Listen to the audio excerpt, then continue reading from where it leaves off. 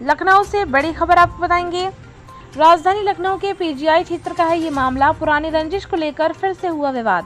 बीती रात बारात में दोनों पक्ष आमने सामने हुई बहस।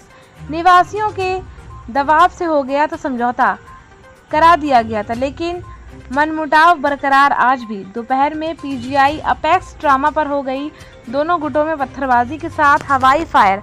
भाजपा अनुसूचित मोर्चा महामंत्री प्रमोद रावत ने उनके ऊपर हुई पत्थरबाजी, हवाई फायर। प्रमोद ने बताया कि वो उनकी रंजिश और साजिश के तहत उन्होंने पहले थाने पर तहरीर दी, फिर उसके बाद हमको धमकी देकर बुलाया और फिर ये वारदात करके फरार हो गए।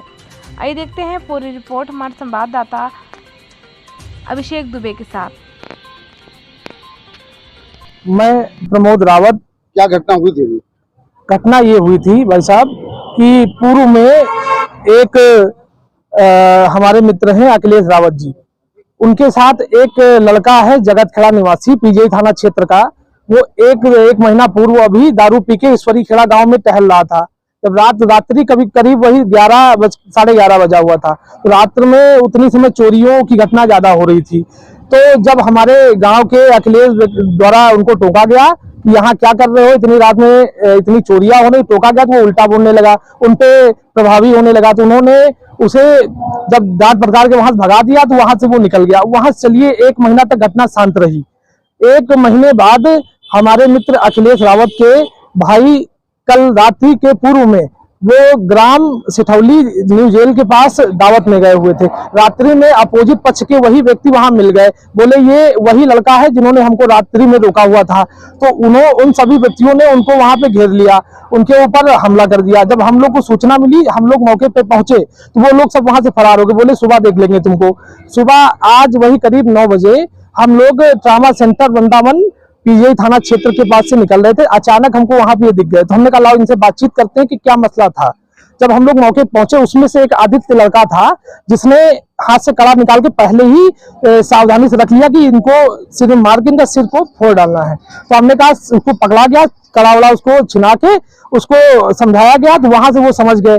वो उन्होंने संरचना के तहत कि अब चलिए कंप्रोमाइज, ये लोग तो न्यूट्रल हो जाएंगे, हम जाके एप्लीकेशन छोड़ देते हैं, उसके बाद हम किसी बड़ी घटना को अंजाम देंगे। तो हम लोग वहां से निकल आए। उसके बाद मेरे पास चौकी प्रभारी वृंदावन अरविंद जी का फोन आता है।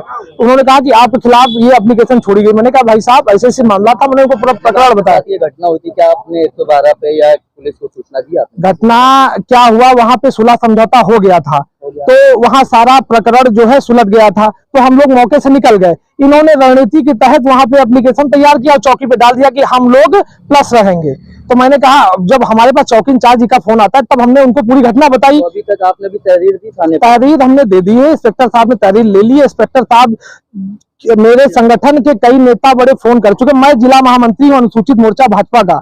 जब कई नेता मेरे फोन कर चुके हैं तो वो यहाँ से निकल लिए हैं कि यहाँ दबाव ज्यादा बन रहा है, मेरे पक्ष में कोई कार्रवाई नहीं हो रही। मैंने कहा सत्य की जांच करा ली जाए, जांच के उपरांत मेरे मुकदमा दर्ज किया जाए, लेकिन तब से कोई प्रकरण में कोई संज्ञान नहीं लिया गया है। मैं यही चाहता हूं कि आपके चैनल के द्वारा मुझे न्याय दिलाया जाए।